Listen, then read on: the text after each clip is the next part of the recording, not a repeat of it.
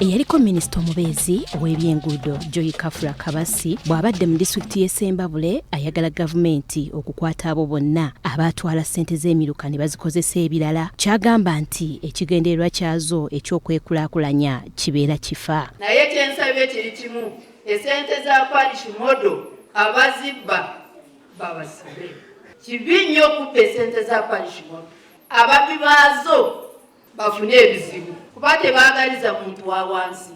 Lwaki essente tezigenda kwabo abasaanidde okuzifuna? Mu ngeri y'emu Kabasi atabukidde abakungu ba gavumenti abaaweebwa emirimu egy'enjawulo ne babba obutitimbe bw'ensimbi ekiviiriddeko bannansi obutafuna buweereza bubagwanidde. Emirimu gya gavumenti essente ze zandibadde zitukolera ebintu bingi zonna zigenda. Genda n'olaba omuntu ne bagamba oyo yabe biliyoni 5 omulaba muntu buntu. Abakristu abasangiddwa ku kigo ky'e Mateete nga bakulembeddwamu Deewo Nsamba bagamba nti enteekateeka y'ensimbi z'emiruka ebadde tennavaamu bulungi bibala. Pulogulaamu za gavumenti tezitambudde bulungi.